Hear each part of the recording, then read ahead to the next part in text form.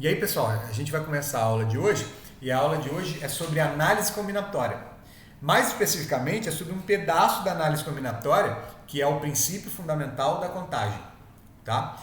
Na aula de hoje, a gente vai aprender o que é o princípio fundamental da contagem, a gente vai aprender como é que funciona o princípio fundamental da contagem e a gente vai fazer alguns exercícios.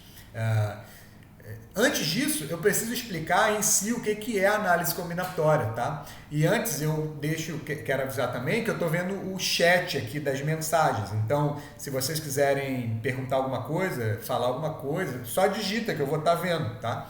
Professor, não entendi. Pode digitar que eu estou vendo, beleza? Vamos lá. A análise combinatória, ela basicamente está preocupada com contagem. Ela está preocupada em contar coisas. Tá?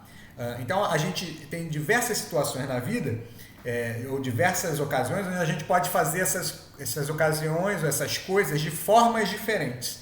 A análise combinatória está preocupada em contar quantas são as maneiras diferentes de fazer determinadas coisas. A princípio, eu coloquei um exemplo aqui do número, já que vocês estão vendo a avaliação não, vocês estão vendo a apresentação, então vocês também estão vendo o cursor andando em cima da tela, vocês estão vendo?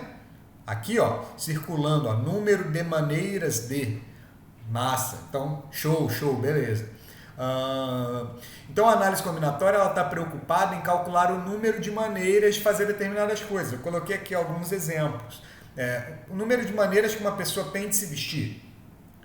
O número de maneiras que tem... Aí você pega lá, né, suas camisas, suas calças, você faz um book fotográfico com todos os seus estilos de roupas e tal. Tem isso, né? O número de maneiras de viajar entre duas cidades. Então, da cidade A para a cidade B tem a estrada tal, a outra estrada. Essa é mais longa, mas também tem... Então, dá para contabilizar. De quantas maneiras você pode montar um cardápio, né? Eu posso fazer uma salada, botar um tipo de carne, enfim, muitas coisas. Em geral, a princípio, o jeito mais simples de contar essas coisas é fazer uma lista, né? Você quer saber de quantas maneiras você consegue se vestir, né? Então você pega lá, eu tenho esse modelito aqui, camisa branca, calça preta, eu tenho esse modelito aqui, vestido, eu tenho esse modelito aqui. Eu quero montar um cardápio, então é carne com salada, eu quero frango com salada, arroz, feijão e nuggets. Você faz uma lista, né? Até desenhei aqui uma lista, né? O Guilherme está perguntando se a análise combinatória tem a ver com probabilidade. Tem sim. Na verdade, a gente vai usar a análise combinatória, entre outras coisas, para calcular a probabilidade. É o tema do próximo ciclo, beleza? Mas voltando aqui, em geral a gente faz uma lista dessas coisas. Até desenhei uma lista aqui.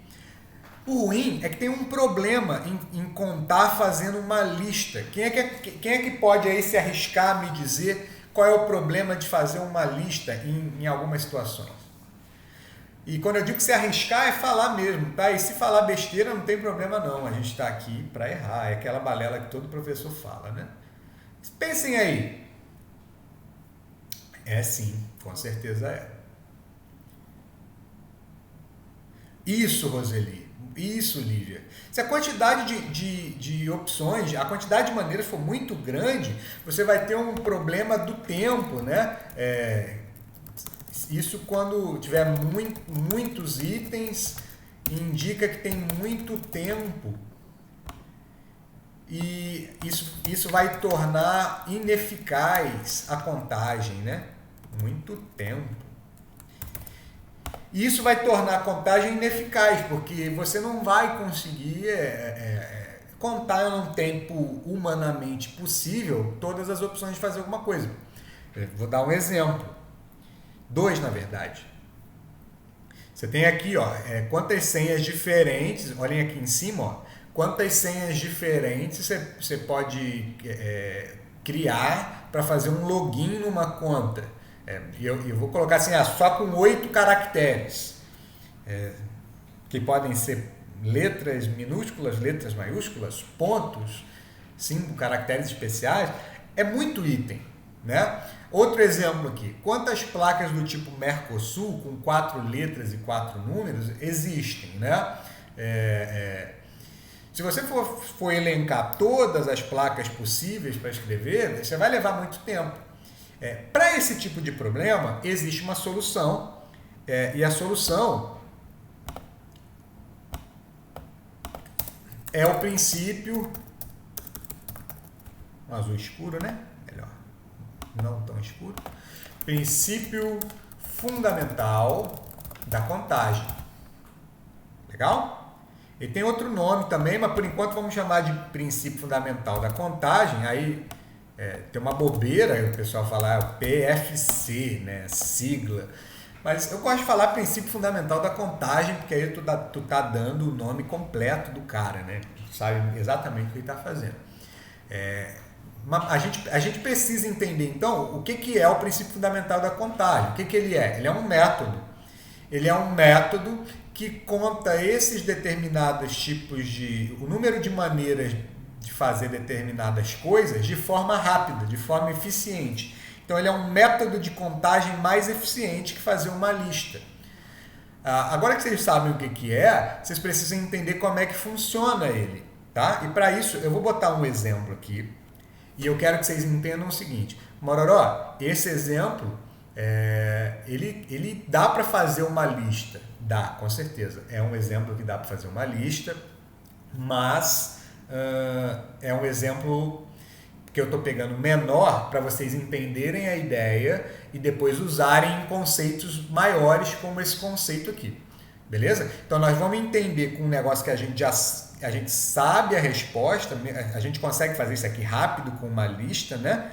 Mas eu vou mostrar como é que funciona o princípio fundamental da contagem aqui para você ter força para poder utilizar ele em problemas maiores, tá? Então como é que funciona? Vou dar o exemplo clássico da pessoa que vai precisar ir num evento, né? Num evento mais arrumado, e ela não tem o costume, então ela tem 2 calças sociais e 3 camisas só. Pode ser um casamento, pode ser uma primeira aula, né? Tô aqui de camisa social hoje, né? É importante, né? A gente se vestir direitinho. Só que essa pessoa que não tem muito hábito de ir nesses eventos mais arrumados, ela tem só 2 calças sociais, ela só tem 3 camisas.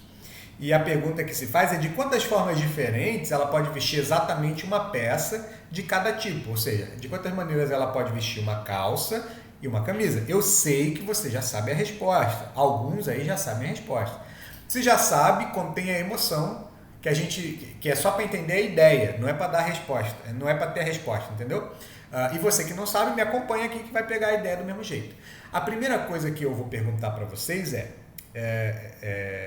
independente da roupa combinar ou não, tá? Essa pessoa que vai vestir uma calça e uma camisa, eu quero saber quais são as decisões, que eu estou chamando aqui de decisão 1 e decisão 2, quais que são as decisões que essa pessoa que vai se vestir tem que tomar para poder concluir o objetivo dela.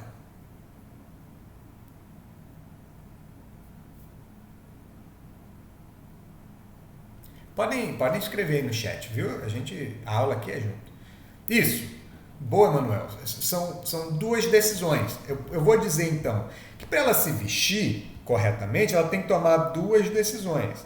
A primeira decisão, escolher uma calça. Será que fica legal se for azul claro? Ou acho que não. Vou botar em preto então. Escolher uma calça. E a outra decisão que ela tem que ter é escolher uma camisa.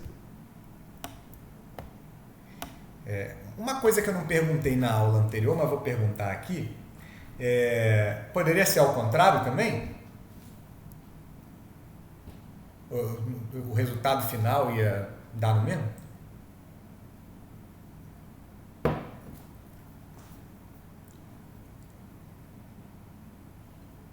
Beleza.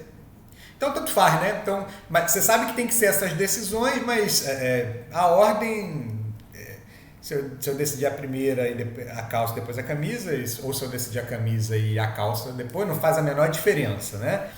Se não faz diferença, vamos seguir aqui. A outra pergunta, então a gente já percebeu que tem duas decisões a tomar.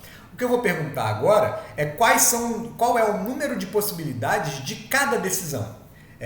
Percebam que eu não estou perguntando qual é o número de possibilidades da pessoa se vestir.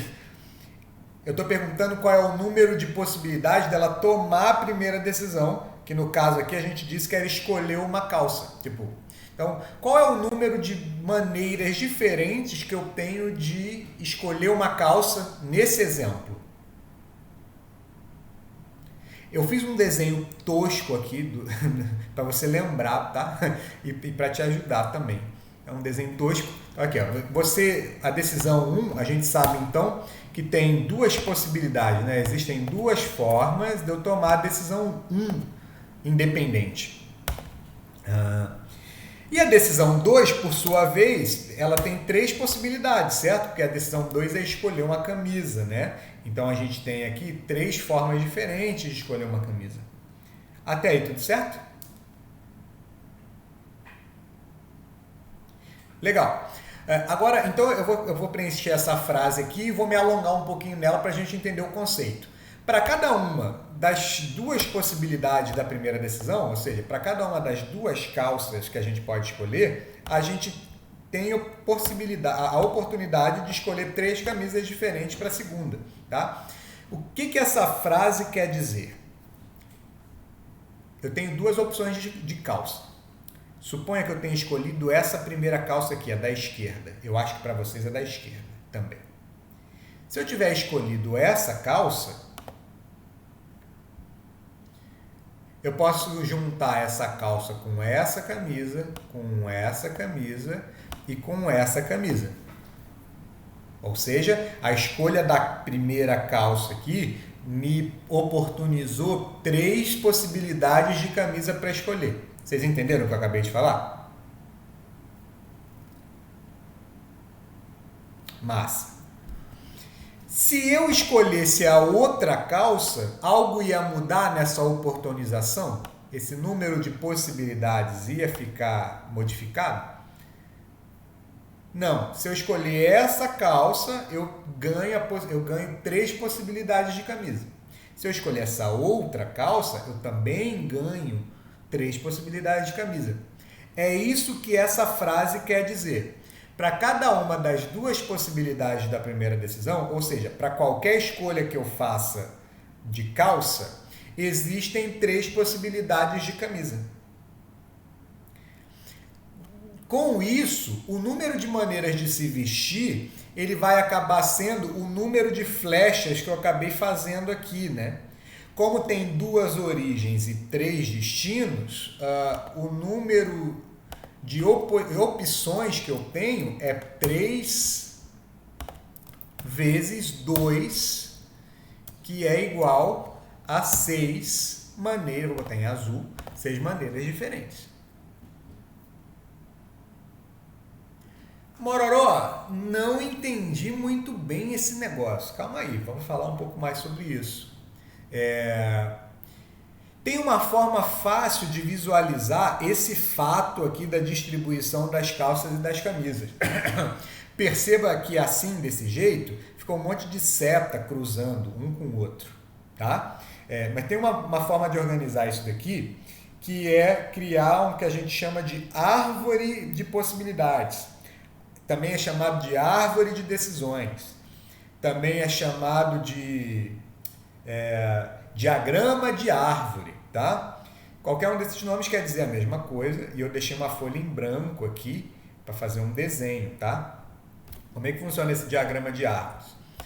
Lembra que a gente tinha vocês lembram que a gente tinha duas decisões a tomar, né? A decisão 1 foi a decisão da calça. E a gente teve a decisão 2 também. Droga, não vai, melhor fazer de novo. E a gente teve a decisão 2 também, que foi a decisão da camisa.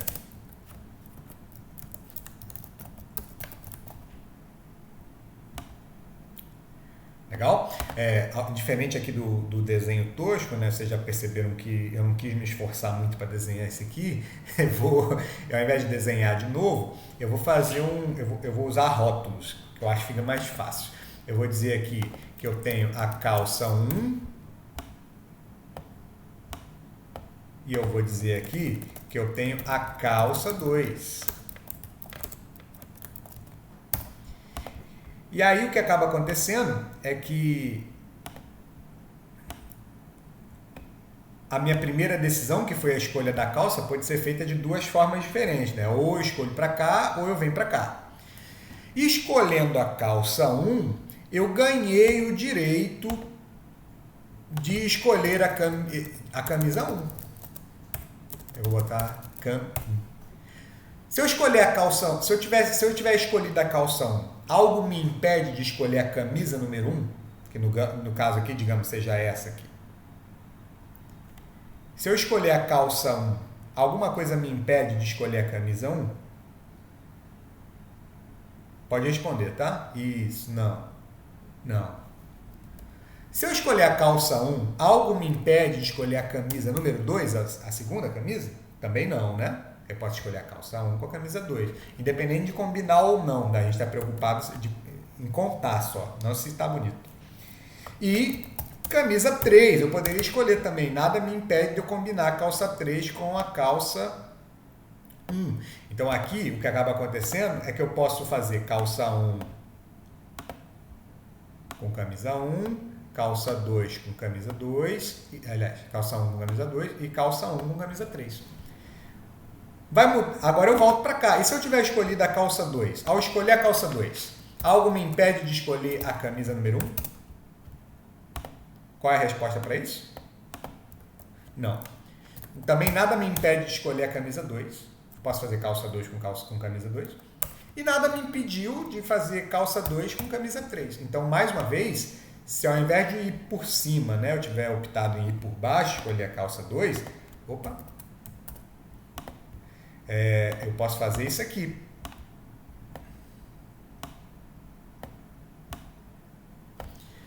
Desse jeito, esse aqui é um formato organizado de fazer esse desenho feio que eu fiz aqui em cima, certo?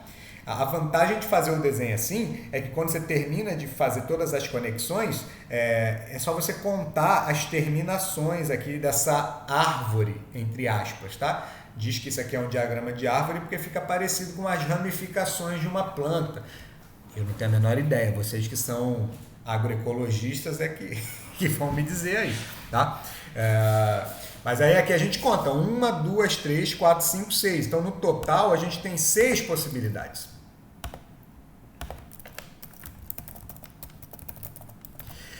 Mas fazer o diagrama de árvore não é usar o princípio fundamental da contagem.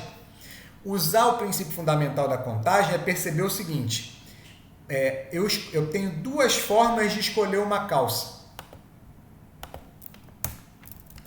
Vou botar aqui em laranja. Não, laranja é horrível.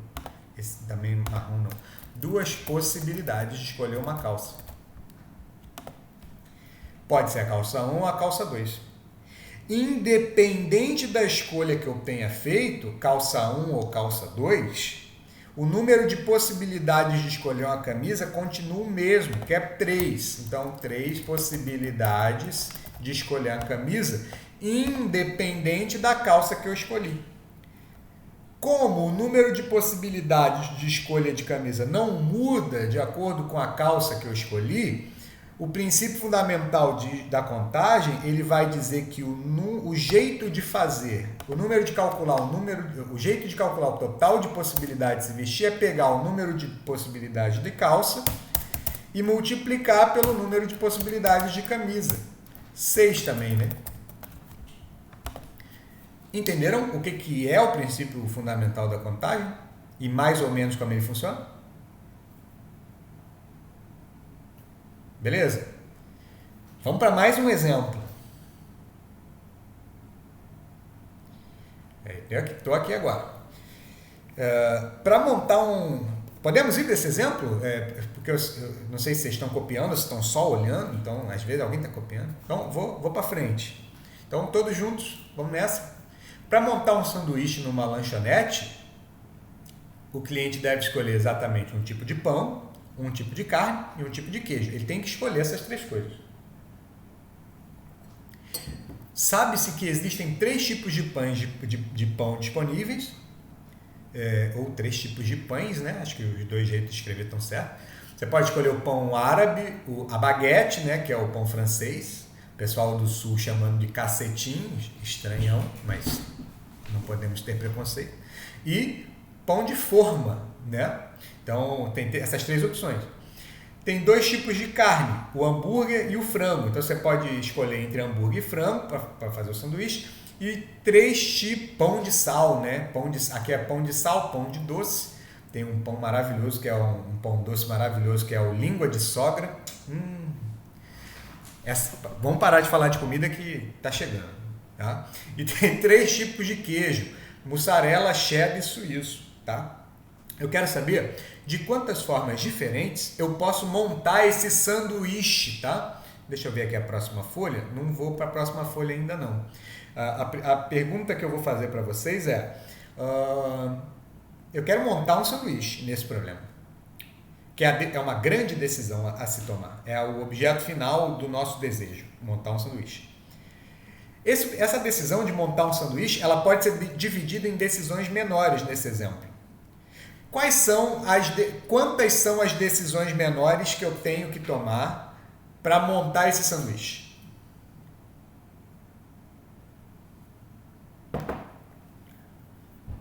Três, né? 3. Eu tenho que escolher um pão, eu tenho que escolher um hambúrguer, uma carne, eu tenho que escolher um queijo, né? Eu tenho que escolher um pão, uma carne e um queijo. Necessariamente nessa ordem? Não, né? Se eu escolher ao contrário... continua também dando o mesmo sanduíche, né? É só na hora de montar, eu montar certo, né? Então, tanto faz, né? Eu vou seguir essa ordem. Montar um pão, escolher uma carne e escolher um tipo de queijo, tá? Então, a decisão 1 aqui, eu vou chamar de escolher o pão.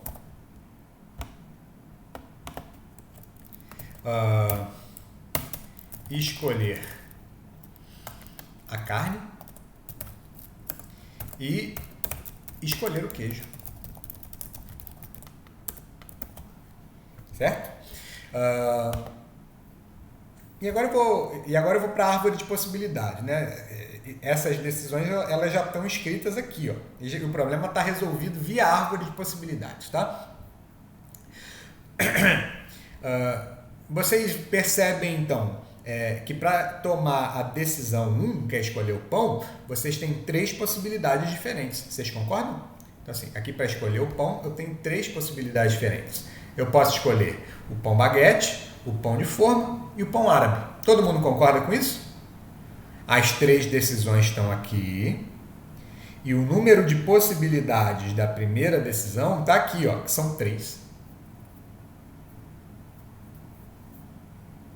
Ok? Legal.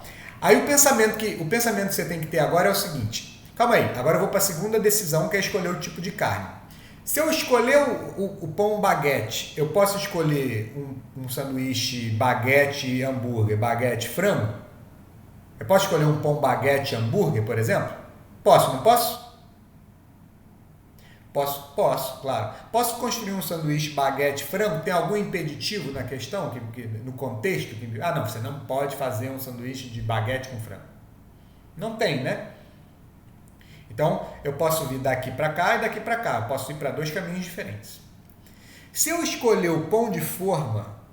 Não, mas então, eu tô lá considerando as restrições que estão escritas, né? Para não pensar demais, para não ficar viajando. Se eu escolher o pão de forma, algo me impede, a princípio, de eu escolher o sanduíche de pão de forma com hambúrguer? Não, né? E também nada me impede de eu construir o pão de forma com frango. Também esse sanduíche é possível. Então, tanto para baguete quanto para o frango, saíram duas possibilidades. Tanto para baguete quanto para o frango. Se eu escolher o pão árabe, eu posso montar o pão árabe com hambúrguer e o pão árabe com frango. O problema não me restringiu nada. Então, para qualquer uma das escolhas que eu faça de pão, eu tenho sempre duas escolhas possíveis de carne. Todo mundo entendeu o que eu acabei de falar? Se eu tiver escolhido esse, eu posso escolher dois. Se eu tiver escolhido esse, eu posso escolher dois. Se eu tiver escolhido esse, eu posso escolher dois. Todo mundo entendeu isso? Independente da escolha do pão, eu posso escolher dois tipos de carne. Todo mundo entendeu? Marca um sim aí se tiver entendido. Massa. Então, o princípio multiplicativo fala que, nesse caso, eu posso simplesmente multiplicar o número de possibilidades de cada decisão separada. 3 vezes 2, no caso. E eu vou estender agora para a terceira decisão. Se eu tiver montado... Então, até agora eu tenho 6 sanduíches possíveis, né? Só que eu ainda posso escolher um tipo de queijo. Aí eu vou fazer a mesma pergunta. Se eu tiver escolhido um baguete com hambúrguer, um pão de sal com hambúrguer, eu posso escolher o mussarela de queijo? Resposta: sim. A aula vai acabar em 5 minutos, mas a gente vai terminar isso aqui e eu já vou mandar um outro link para vocês, tá? 5 minutinhos para o café. Vai fechar, tá? Mas aí a gente para, 5 minutinhos de café e volta. Eu mando o link de novo. Volta aqui que é para fechar isso. Eu quero acabar. Independente de se você fizer um sanduíche de baguete com hambúrguer, você pode escolher mussarela sem problemas? Pode. Se você escolher um baguete com hambúrguer, pode escolher um queijo, que eu acho que, se eu não me engano, é suíço? Pode também. E se eu fizer baguete com hambúrguer, posso escolher um queijo cheddar? Qual a resposta para todas essas perguntas? Sim. Então, se eu tiver feito esse sanduíche aqui, eu tenho 3 escolhas de queijo. Algo muda se eu tiver feito esse outro sanduíche aqui? Eu continuo tendo mais 3 opções de queijo se eu tiver feito esse outro sanduíche aqui? Responde para mim aí, antes de cair. Sim. E para qualquer outro sanduíche que eu tiver feito, de pão e carne, eu ainda tenho 3 opções de queijo? Legal. Então, o princípio multiplicativo diz que quando o número de opções que eu tenho, ele não varia de acordo com a escolha que eu estou fazendo, eu posso simplesmente pegar o número de possibilidades individuais e multiplicar. Você percebe aqui que, no caso, 3 vezes 2 dá 6, vezes 3 dá 18, que é a mesma resposta que eu fiz aqui contando um por um, 18 ramos no total. Aí, Roseli, a gente vai acabar a aula agora e eu te respondo na volta. Uma pausa, 5 minutinhos de café, hein? 5 minutinhos. 10:05 volta, hein? Fui, tchau!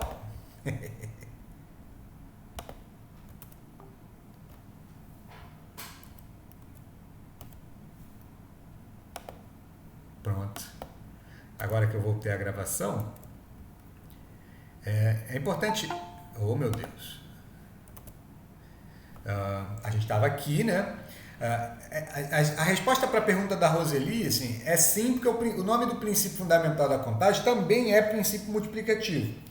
Mas a resposta é não, porque eu gosto de chamar o princípio multiplicativo de princípio da multiplicação cuidadosa.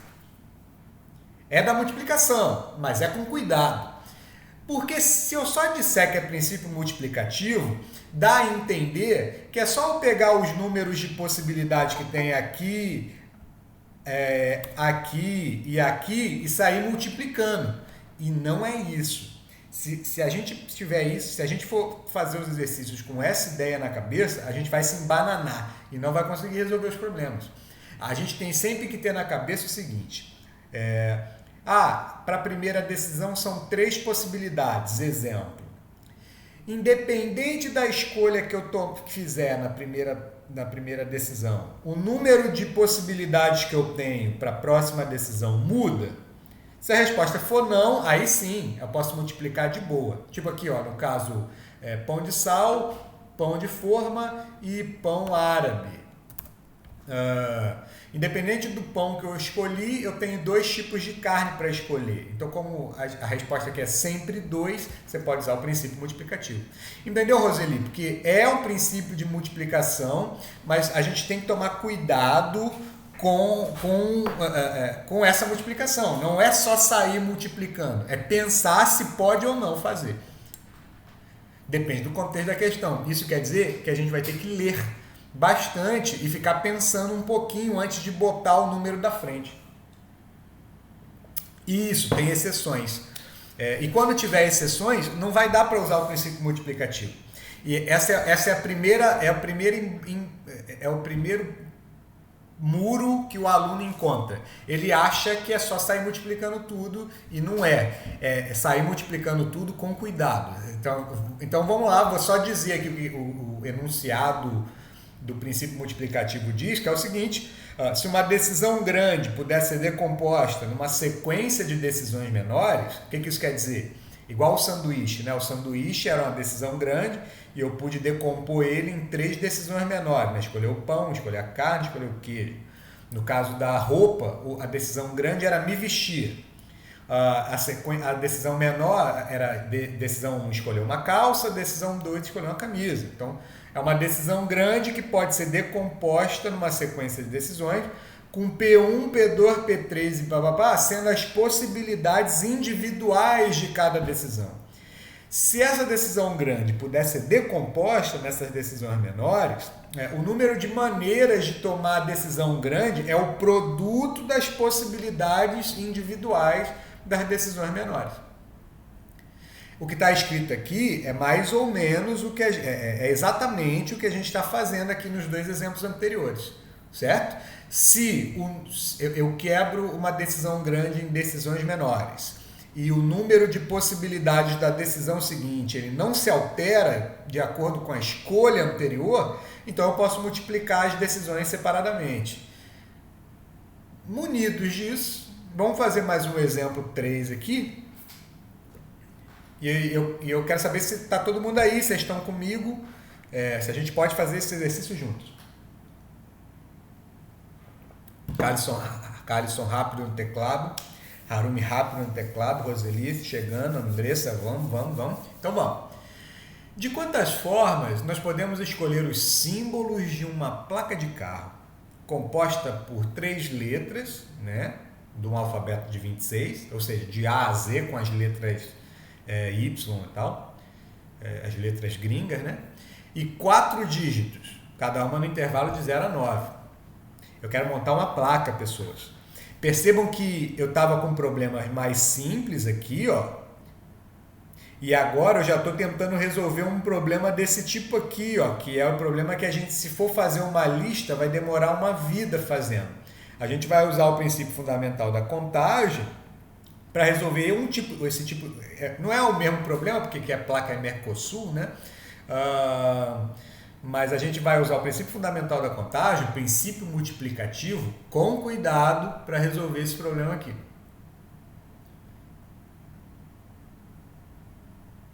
De quantas formas nós podemos escolher os símbolos de uma placa de carro composta por 3 letras e 4 dígitos, sendo que as letras variam entre aquelas que a gente conhece, do A a Z, né? Alfabeto ocidental comum, e os dígitos são aqueles da base 10, né? De 0 até 9. Pessoas, eu coloquei aqui em azul o que a gente tem que pensar, tá? Imagina que você está criando uma placa, imagina que você está inventando uma placa dentro dessas condições aqui. A primeira coisa que você tem que ter em mente é quais são as decisões que você tem que tomar para escrever essa placa que você está criando. Alguém se arrisca a dizer quantas decisões a gente vai ter que tomar?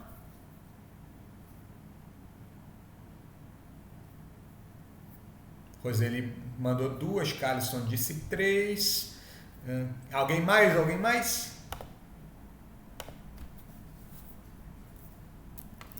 Manuel 7. Placa de exemplo, tá? Eu vou pegar uma placa de exemplo aqui. Me diga uma placa qualquer. Isabela disse que são 3 letras e 4 dígitos, então seriam 7 também, né? Para que todos cheguemos juntos na mesma conclusão, escreve uma placa qualquer aí. Me dá uma placa exemplo qualquer do jeito que ele está me pedindo. 3 letras e 4 dígitos.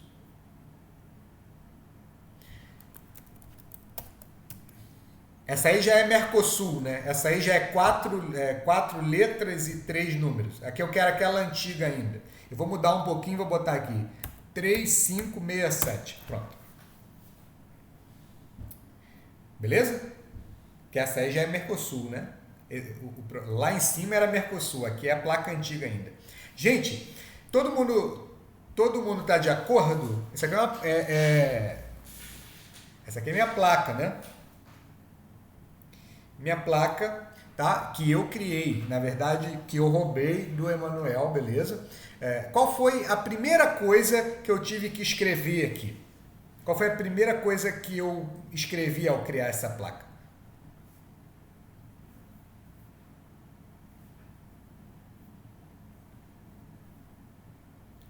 Pode se arriscar aí, gente. Pode digitar. As letras, né? Mais do que isso, Emanuel, mais do que as letras, a primeira coisa que eu escrevi foi a letra. Letra P. Todo mundo concorda? No nosso exemplo é P, mas necessariamente tinha que ser P, se eu estou inventando uma placa? Não, né? Pode ser A, pode ser B, pode ser C, por aí vai. Então, a primeira decisão que a gente tem que tomar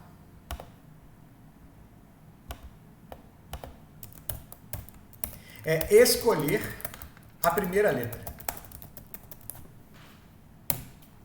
Entenderam? Faz sentido para vocês isso? Não, vou escrever uma placa, a primeira coisa que eu vou fazer quando estiver escrevendo a placa é escrever a primeira letra. Então, a primeira decisão que eu tenho que ver é qual que vai ser a primeira letra. Entenderam? A segunda decisão, então, vai ser o quê? No caso aqui eu escrevi o P, depois eu escrevi um X, né? Então, a segunda decisão vai ser escolher a segunda letra. Se tiver... Eu vou mais rápido porque ninguém está falando nada, então eu estou assumindo que vocês estão entendendo o que a gente está falando. Desse jeito, então, a próxima decisão vai ser escolher a terceira letra. Quantas decisões nós vamos ter, então? Os meninos aí, alguns meninos disseram certo. D6, e realmente a gente vai ter 7 decisões a tomar para desenhar uma placa, né? Para criar uma placa. Escolher o primeiro dígito, escolher o segundo dígito, escolher o terceiro dígito, escolher o quarto dígito. Beleza, pessoas? Como aqui a gente tem 7 decisões, voltando aqui no problema do sanduíche, cada uma das decisões se transformou num tracinho aqui, tá vendo? Um diagrama, né? A gente esquematizou essas 7 decisões, essas 3 decisões aqui do exemplo, com 3 traços. Se 3 decisões foram 3 traços, 7 decisões, então, vão ser 7 tracinhos. 3, 4, 5, 6, 7. Beleza? Ah, Mororó, já peguei a resposta. Calma, cuidado, vamos devagar. Todo mundo está de acordo com essa esquematização aí? Digita 1 se entendeu. Se está de acordo. Mara, show de bola, show de bola, show de bola, show de bola. Então vamos lá. Aí agora a gente vai estudar as possibilidades, tá? E é aqui que a coisa começa a enrolar um pouco. Vamos lá. Para a primeira decisão, escolher a primeira letra, eu me pergunto, eu posso escolher a letra A aqui? Para a primeira decisão, eu estou montando uma placa, eu poderia ter escolhido a letra A? Deu uma resposta. Pode digitar a resposta aí. Ótimo. Beleza. A letra B também, né?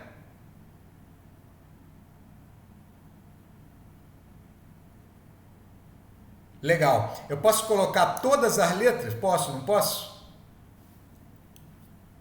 Então, como tem 26 letras no alfabeto, então para tomar a primeira decisão eu tenho 26 possibilidades.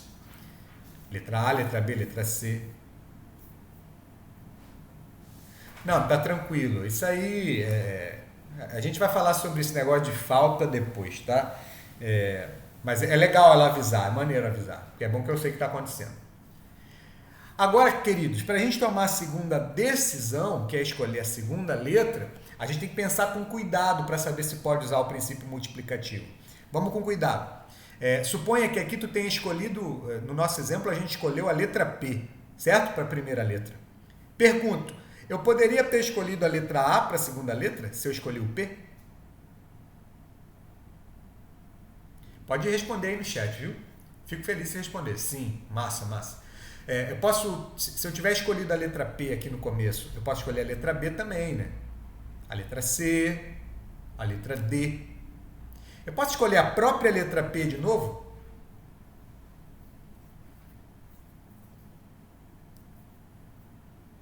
Elaine respondeu que não. E aí eu vou perguntar, por que não pode, Elaine? Baseado em que foi tua resposta? Por um acaso, todas vocês já viram placa com letra repetida? Deve ter, né? Podia ser sim, podia ser o P. Entendeu, Elaine? Pode ser o P de novo. Por quê? Porque tem placa com letra repetida e tá tranquilo. A questão não fala que pode repetir. Não, então, geralmente ela vai falar quando não puder repetir. Se ela não disser nada, ela está assumindo que pode repetir. Ah, foi? A questão não fala que... Não, na verdade... Não foi isso que você disse, não. Na verdade, mas eu entendi o que você quis dizer. Ah, legal, tá bom, beleza. É verdade, tem 2 nãos. Nossa, que confuso. Dupla negação, só no português. Não fala que não pode. Então, a questão fala que pode. Mas, enfim, volta. Se eu colocar a letra P aqui, eu posso colocar qualquer uma letra aqui. Então, eu tenho 26 possibilidades a priori aqui. Pergunto, e se aqui no começo, ao invés de eu ter colocado a letra P, eu tivesse colocado a letra J, ia mudar alguma coisa no número de possibilidades da segunda decisão? Ou seja, se eu pusesse J na primeira, eu poderia botar o A, o B, o C, o D, etc. O J, blá, blá, blá, e o Z. Poderia, né? Beleza. Então, independente da letra que eu colocar aqui, eu vou ter sempre 26 possibilidades aqui também. Como o número de possibilidades não muda dependendo da escolha, eu posso usar o princípio multiplicativo e dizer que é 26 vezes 26. Nessa parada aqui, repetir a letra, a questão... Hein, Guilherme? A gente tem que... Vou te dizer o padrão das questões, tá? Em geral, quando não pode repetir, é que ele avisa. Então, se não tiver nada escrito, você assume que repetição é possível, tá? Beleza? No caso desse contexto aqui, não precisava falar nada, porque placa de carro, vocês já viram carro e vocês sabem que letra de carro pode repetir, que número pode repetir. Ah, professor, não sabia disso não. Ah, desculpa. Voltando para cá, pessoas, estamos na terceira decisão, que é escolher a letra, tá? Pergunto, se eu tivesse escolhido, eu escolhi a letra PX, ó, eu escolhi a letra P aqui e a X aqui no nosso exemplo. Tá? Se eu tiver escolhido um PX aqui, vai ter alguma letra que eu não vou poder colocar aqui na terceira decisão? Me responde aí.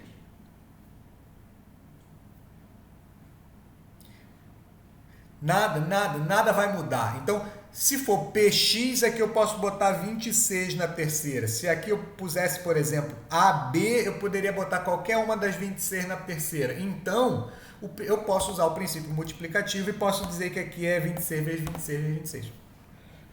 E aí o raciocínio vai continuando. Como eu disse, é com cuidado, tem que pensar no que você está fazendo antes. Aqui agora é a decisão 4, que é escolher o primeiro dígito. Para escolher o primeiro dígito, eu tenho quantas possibilidades em geral, assim, sem pensar muito? São 10, né? De 0 até 9 tem 10 dígitos. Todo mundo está seguro com isso, né? Está contente, né? Todo mundo está feliz com 10, né? De 0 a 9 tem 10. Massa. Para decidir o primeiro dígito, aí agora vamos ver se eu posso usar o princípio multiplicativo ou não. Se eu escolhi aqui PXT no meu exemplo. PXT. Se aqui tiver PXT, eu posso colocar qualquer dígito aqui, 0, 1, 2, 3, 4, 5, 6, 7, 8, 9? Posso colocar o 0? Pode colocar o 1? Pode colocar tudo. E se não fosse PXT, e se fosse outra coisa, se fosse ABC, poderia colocar os 10 dígitos aqui sem problema? Sem problema. Então, eu posso usar o princípio multiplicativo e é 10. Gente, isso vai se repetir em todas as decisões, tá? Eu vou um pouco mais rápido aqui, mas vocês precisam ter esse cuidado. Se eu colocar qualquer dígito aqui não tem problema, que eu posso repetir, eu posso colocar qualquer um de novo, são 10. Aqui na sexta decisão vai acontecer a mesma coisa, mas não acredita em mim não, faz sozinho, pensa depois, pensa se realmente não faz diferença, sempre vão ser 10, tá? E por último, aqui vão ser 10 também. No final das contas vai dar essa conta que eu já fiz na aula passada, mas eu perdi, então eu vou fazer de novo. Rapidinho, calculadora. Dá 175 milhões, alguma coisa. 26 ao cubo vezes 10 à quarta. 175 milhões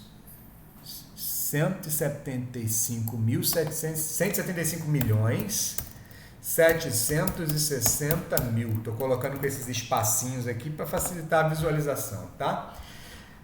Gente, e esse é o número de placas que dá para fazer, 175 milhões, e não daria para fazer isso numa lista, né? Uma coisa sobre exercícios.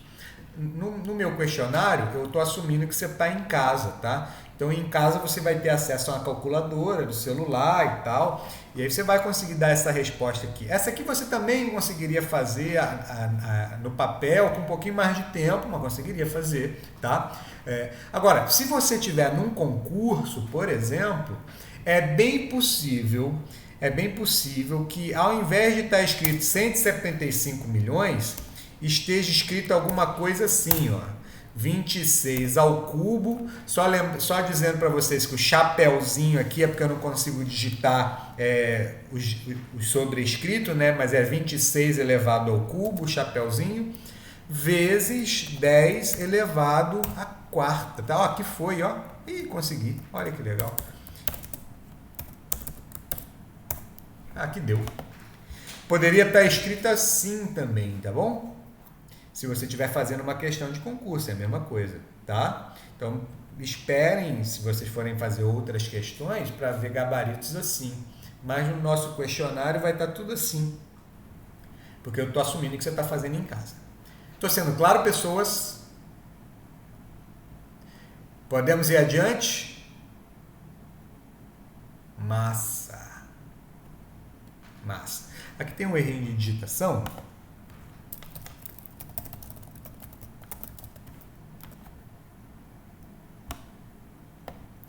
Tá? Para facilitar a vida. Deu para entender? Maravilha. Então vamos continuar. Quantos são os números naturais de 200 a... É o exercício 4 agora, exemplo 4. Quantos são os números naturais de 200 a 999, tais que os dígitos pertencem ao conjunto 1, 4, 7 e 9?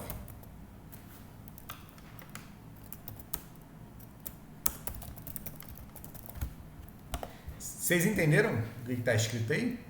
Quantos são os números naturais de 200 até 999, tais que os dígitos desse número que eu estou escrevendo pertencem ao conjunto 1, 4, 7, 9. Vamos resolver a letra A e eu quero que alguém me dê um número de exemplo aí de novo.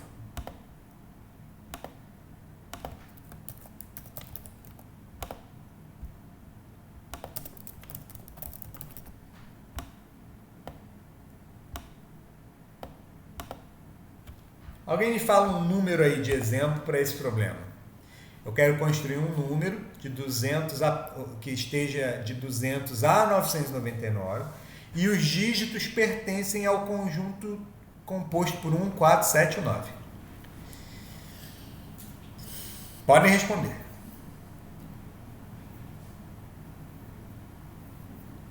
Podem me dar um exemplo. 799. 417. Opa, travou aqui esse trem. 417. Deixa eu perguntar. E o 197?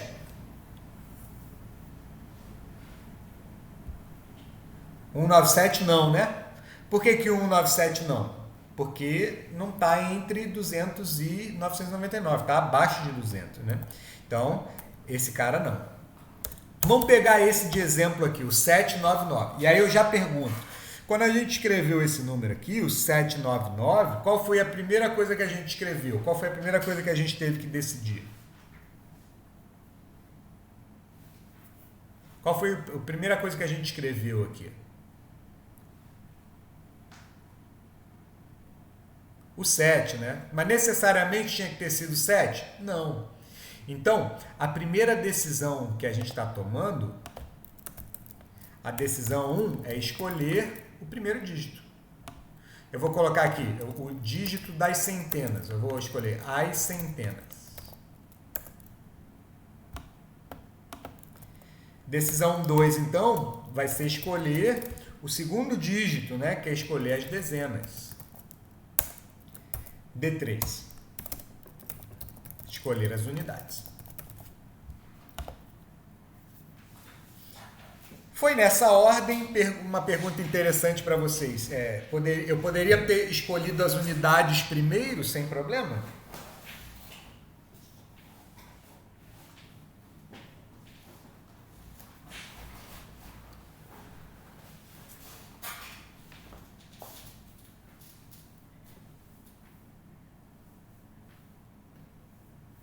Por quê?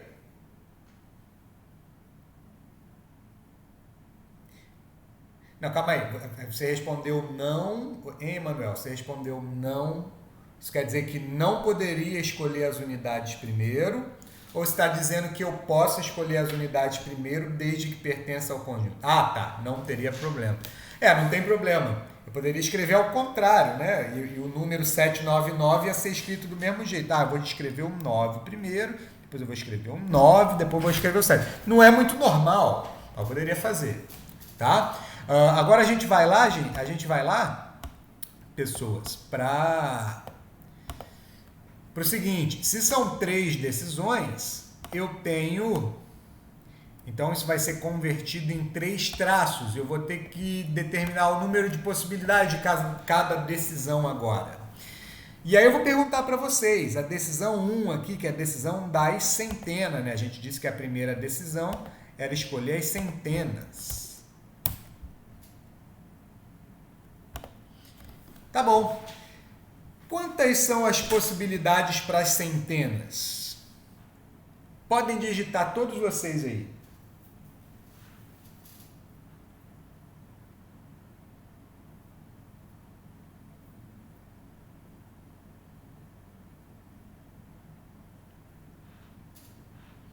Massa. O 1 não pode, né? De jeito nenhum, 1 pode, né? porque senão fica menor do que 200. Emanuel, não pode ser 9. Calma aí. Se você estiver dizendo que são 9 possibilidades, não dá. Porque os dígitos têm que pertencer ao conjunto, né? Então não pode ser 9. O Guilherme o Adelmo disse a quantidade aí, que são 3. Isso. Continua não, Emanuel. Continua não sendo 4. Sem o 1, então é isso aí. O Adelmo deu a dica, né? São 3, aí o Guilherme foi lá, matou de uma vez, falou, não, só pode o 4, só pode o 7, só pode o 9. O jeito certo de pensar é parecido com o que o Guilherme fez, tá? E pensar mesmo, aqui eu posso pôr o 9? Posso, sem problema, porque o número vai ficar 900 e não sei o que lá. Eu posso botar o 7? Pode, porque aí vai ficar 700 e não sei o que lá. Eu posso botar o 4? Porque vai ficar 400 e não sei o que lá. Eu posso botar o 1? Opa, não, porque senão vai ficar 100 e pouco e vai ficar menor que 200. Então, para a primeira decisão, somente 3 possibilidades mesmo, tá? Vou botar aqui só o 3, que é o número de possibilidades. Em cima, eu vou até colocar as possibilidades que são possíveis, ó, 4, 7 e 1, 9.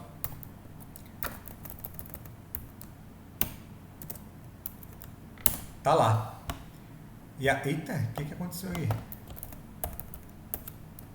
Pronto. E agora eu vou para a segunda decisão, tá? A decisão número 2, que é escolher as dezenas. Vamos lá. Se eu tiver posto um 9 aqui, eu posso colocar o 9 aqui?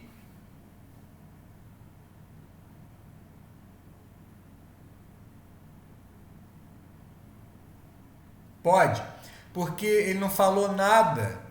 Aqui na letra B ele já falou, ó, os números têm que ser distintos, então não pode repetir. Como aqui ele não falou nada, é porque a priori pode repetir. Então, se eu puser o 9 aqui, eu posso repetir o 9. Se eu começar com 9, eu poderia colocar o 7 aqui também? Sim, então pode 9, pode 7. Se eu começar com 9, eu posso colocar o 4 aqui também. Concordam? Aí vai ficar 940 e tal, então pode o 9, pode 7, pode 4. E por último, se eu colocar o 9 aqui, eu posso colocar o 1 aqui?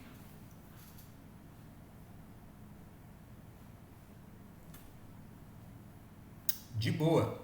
Porque aí vai ficar 900 e dizer blá blá blá. Então, se por um acaso eu estivesse começando com 9, aqui eu tenho 4 possibilidades. Beleza? Se eu começar com 9, eu posso botar qualquer um dos 4 dígitos. Agora, e se eu tiver começado com 7, eu posso colocar qualquer um dos 4 dígitos aqui? Pensa aí. Pode ser 7 com 9, pode ser 7 com 7, pode ser 7 com 4 e pode ser 7 com 1. Também pode, né? 4.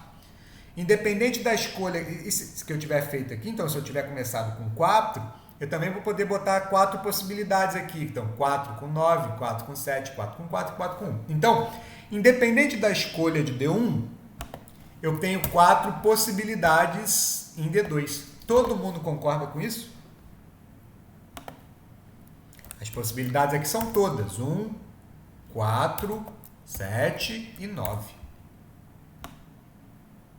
Vou botar aqui para cima, mas é só para não ficar feio, tá? Para não subir um em cima do outro.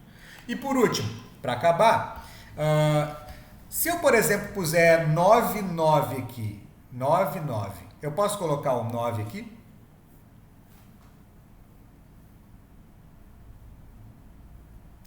Aí tá faltando, eu poderia dizer que é inclusive, tá? O 999 entra na minha contagem, tá? Então posso colocar o 9 sim, tá? Se aqui é 9 e aqui é 9, aqui eu posso colocar o 9 também.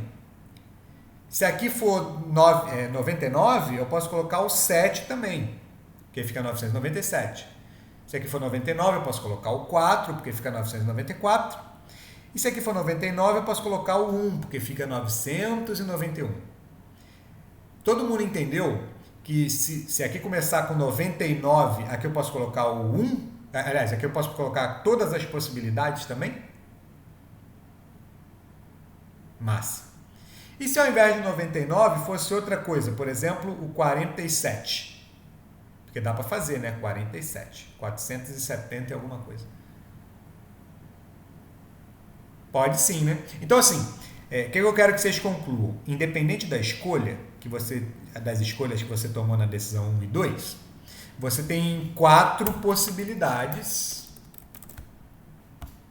na decisão número 3. Como o número de possibilidades é independente da escolha, você pode usar o princípio multiplicativo e dizer que tem no total 3 vezes 4, 12, 4 vezes 12, 48 números do jeito que ele pediu, com as características do enunciado.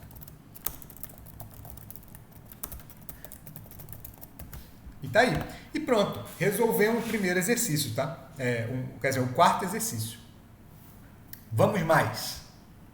Vamos fazer o B. Eu vou apagar aqui e vou fazer algumas perguntas. Pergunta número 1. O número de exemplo, ele serve... Estou apagando, tá, pessoas? O número de exemplo, ele serve para a letra B?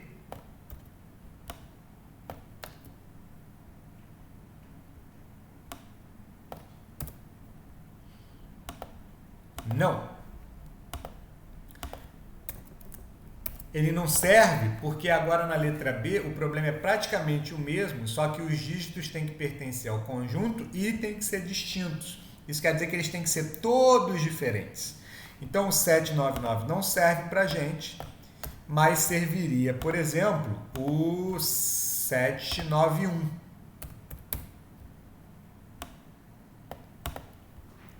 As decisões podem ser as mesmas?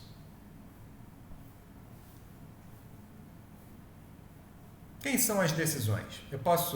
Pode ser as mesmas 3 decisões da anterior?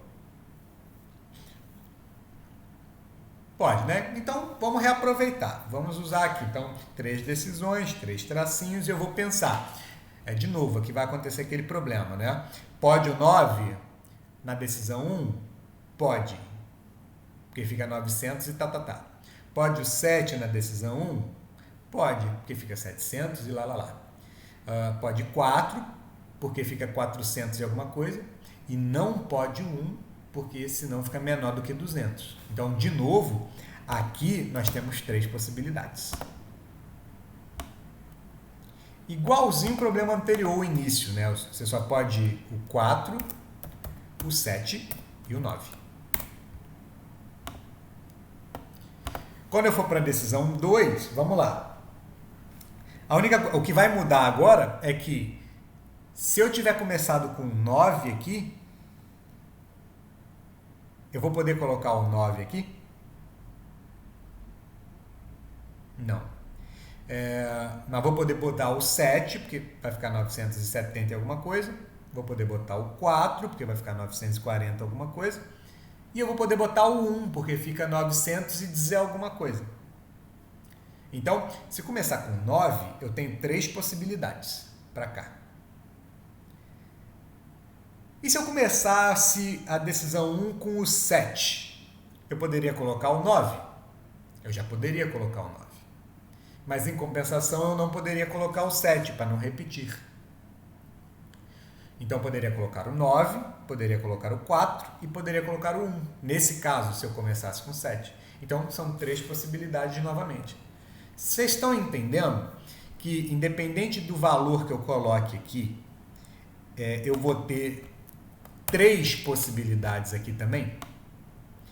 Essas 3 possibilidades, elas não necessariamente são as mesmas para cada escolha, mas são sempre 3. Por exemplo, se aqui eu começar com 9, aqui eu não posso pôr o 9, mas no total eu vou ter 3 coisas para poder escrever. Se por um acaso eu começar com 7, eu não vou poder botar o 7 aqui, mas no total eu vou ter 3 coisas para colocar. E por aí vai.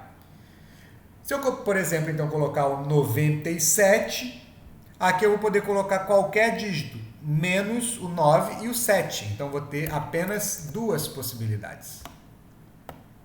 Se Se por um acaso eu tivesse escrito 41, aqui eu poderia colocar o 7 e o 9, também duas possibilidades.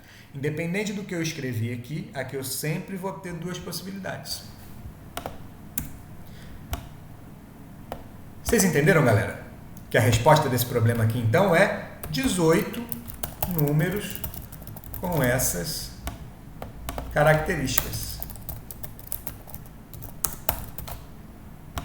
Então, a resposta da letra A é 48 e a resposta da letra B é 18.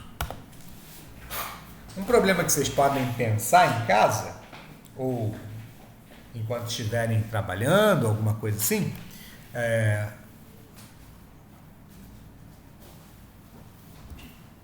se esses 18 estão sendo contados aqui nesses 48 também. Esses 18 aparecem aqui no 48. Essa pergunta é fácil de responder. Eu imagino. E tem uma outra, mas a gente pode discutir ela depois, no grupo. Tá? Então, pensem aí se esses 18 números aqui da letra B, eles também estão sendo contados na letra A. Para fechar a aula, pessoas, quer dizer, fechar entre aspas, né? Eu vou tentar fazer o possível aí. Acho que eu vou parar no meio de uma explicação, de uma questão.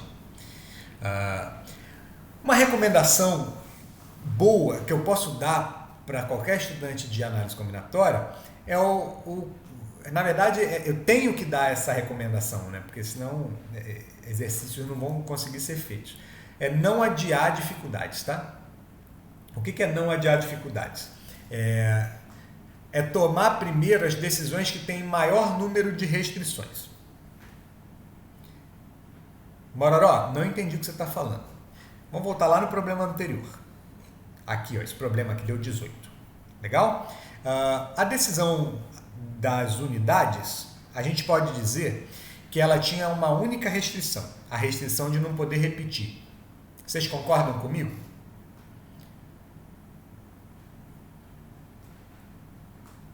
Massa, show de bola.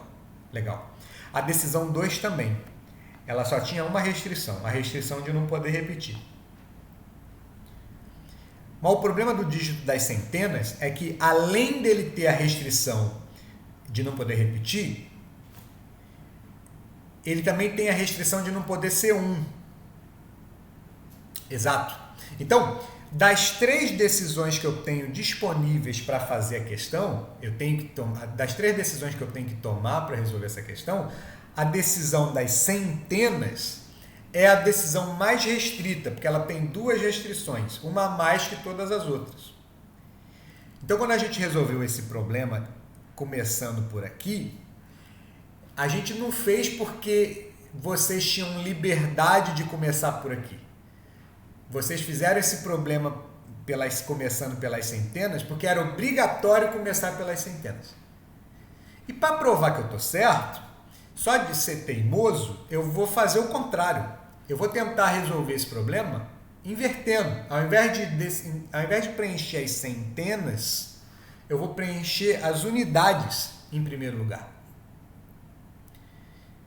Tanto que eu inverti aqui, ó, a decisão 1 agora é a decisão das unidades. A decisão 2 é a das dezenas. E a decisão 3 é a decisão das centenas. Vocês estão entendendo o conceito? Não vamos adiar dificuldades. Porque se a gente adiar dificuldades, pode acontecer alguma coisa. Só que eu não disse que coisa é. Vocês já entenderam que aqui nesse problema a decisão das centenas ela é mais restrita do que as outras. Então, se eu for seguir essa recomendação, eu teria que fazer decidir as centenas primeiro. Só que eu quero que vocês entendam por que eu tenho que fazer isso. E para vocês entenderem por que eu tenho que fazer isso, eu vou dar uma de louco e vou começar ao contrário. Eu vou fazer o contrário do que eu recomendei, só para mostrar o problema que dá. E eu quero que vocês venham comigo juntos. Vamos voltar aqui para o nosso conjunto dos dígitos que a gente tem. Tem o 4, o 7 e o 9. Só que agora a decisão 1 vai ser a decisão de fazer as unidades. Eu vou começar por ela primeiro. Deixa eu perguntar aqui para cada um de vocês. Eu posso colocar o 9 nas unidades? Sem problema? Sim. O 7 também? O 4? Posso, né? Porque vai ser um número com final 4, não tem problema nenhum, por enquanto. Eu posso colocar o 1 aqui no final também? Pode. Então, eu posso colocar todos os números aqui, todos os dígitos disponíveis aqui, porque aqui só tem a restrição de não ser repetido. Como eu não coloquei ninguém ainda, eu posso colocar todo mundo. Então, eu tenho 4 possibilidades aqui. Legal. Agora eu vou para a segunda, para as dezenas. Se eu tiver colocado o 9 aqui nas unidades, eu posso colocar o 1 nas dezenas? Sem problema, né? Porque aí vai ser um número terminado em 19, não tem problema nenhum. Eu também vou poder colocar o 4, porque aí vai ser um número 49, né? Não tem erro nenhum. Eu também vou poder colocar o 7, porque aí vai ser um 79. Mas eu não vou poder colocar o 9, porque a restrição dessa casa é não pode repetir. Então, se terminou com 9 aqui, eu vou poder colocar 3 caras aqui, ou seja, menos o que eu já coloquei. Esse raciocínio vai se repetir com 7, com 4 e com 1. Então, a gente vai chegar à conclusão que, independente da escolha que eu fiz na decisão 1, eu sempre vou ter 3 possibilidades na decisão 2. Até aí, tá todo mundo comigo? Legal. E aí agora a gente vai... Massa, legal. Tô olhando aqui de canto de olho, tô vendo que tá todo mundo de boa. E agora, o que a gente vai fazer é o seguinte. Para não bagunçar aqui, eu vou escrever aqui no canto todas essas perguntas que eu tô fazendo, só que eu vou escrever agora, para ficar mais fácil de visualizar ainda. Suponha que eu tenha escrito a terminação 49. A pergunta é... Eu não vou poder botar nem o 9, nem o 4 aqui. Conclusão. Sobrou o 1 e o 7.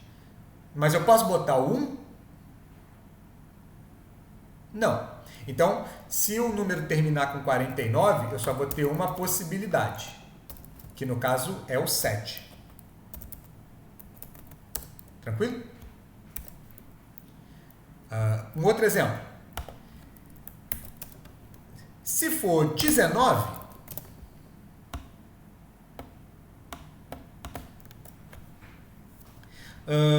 os dígitos que sobraram vão ser o 4 e o 1. Não, mentira, o 4 e o 7. Porque eu não posso repetir. Eu vou poder botar qualquer um desses, nesse caso, eu vou poder botar qualquer um desses no começo? Sim, né? Então, nesse caso, eu vou ter 2 possibilidades, que é 4 e 7.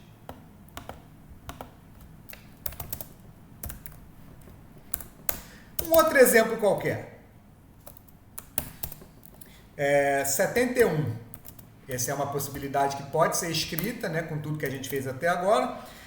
Os dígitos que sobraram são o 4 e o 9, o 4 e o 9, né?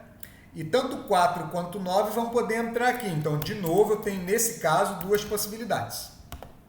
Agora, aqui em cima, para caber, e se eu colocar... Isso. E se eu colocar o 97?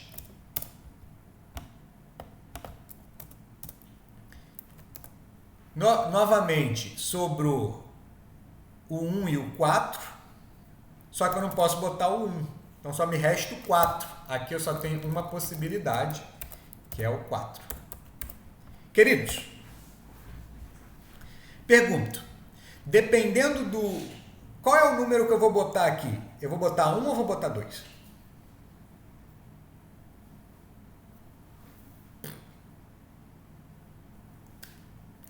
Viram? Não pode ser, Carlson, porque não é sempre 2. Tem momento que você pode pôr 2 possibilidades, como esse momento e esse momento. e tem outros dois momentos que você só pode pôr uma possibilidade. Então, o que está acontecendo aqui? O fato de eu ter adiado essa dificuldade transformou a decisão número 3 num grande depende.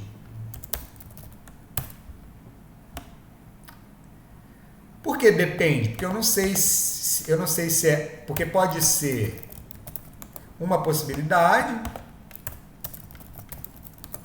ou duas possibilidades. Como eu não sei qual das duas pode botar, significa dizer que eu não vou poder botar nenhuma, porque eu não vou poder usar o princípio multiplicativo, pelo menos para cá. Porque se eu fizer isso, eu vou estar dizendo...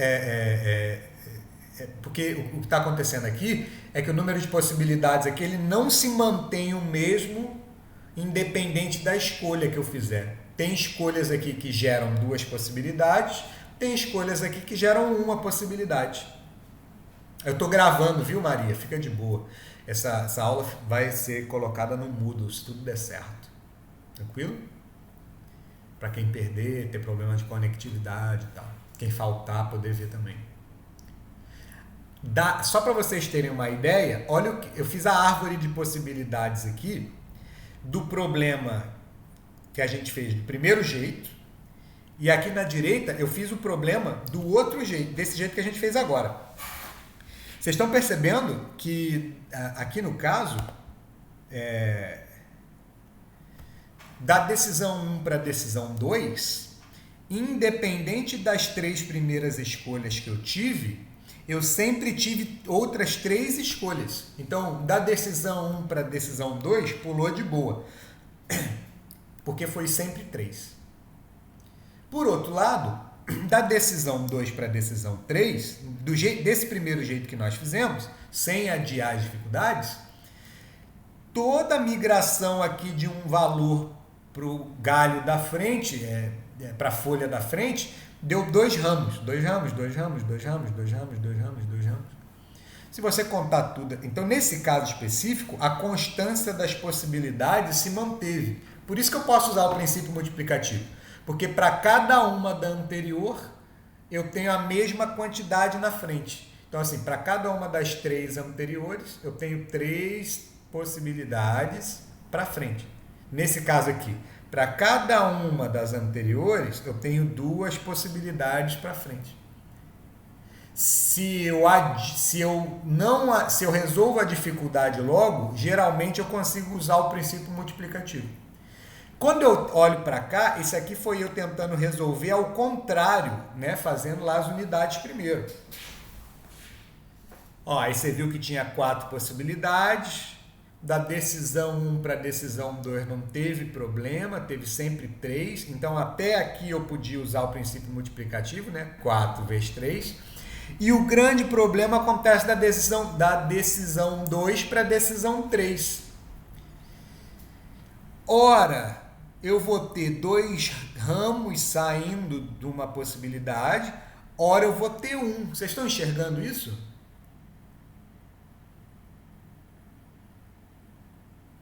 Fala comigo aí. Pra gente... Isso, beleza. Beleza. Então, nesse caso, a árvore, a gente fala que é uma árvore simétrica, né? Ela é toda simétricazinha, toda bonita. Essa árvore aqui é assimétrica. Quando a árvore é assimétrica, a gente não consegue usar o princípio multiplicativo. Eu vou deixar esse exercício aqui, então, para vocês pensarem durante a semana. No grupo eu vou comentar alguma coisa. Pô, professor, não entendi o enunciado. É porque já são meio-dia e eu não quero estender muito. Esse problema aqui fica para vocês pensarem um pouco. Legal? Quantos são os números de 7 algarismos com dígitos de 1 a 9, tais que o valor do algarismo é maior ou igual que a posição. Pô, Mororó, não entendi muito não. Eu botei 2 exemplos aqui para vocês verem, tentarem entender o que esse enunciado está dizendo. Pensem um pouco, aí talvez amanhã ou na segunda-feira eu coloque a solução desse problema para a gente, certo? Mas se vocês quiserem tentar resolver, é legal. Os exercícios já estão disponíveis beleza? O questionário já está aberto. A presença dessa primeira aula eu vou modificar para para vocês poderem marcar todas as presenças agora, depois que a aula acabar. Mas a partir de semana que vem a presença já é naquele esquema, né? 10 minutos antes da aula começar, meia hora depois da aula ter começado. Alguma dúvida, pessoas queridas?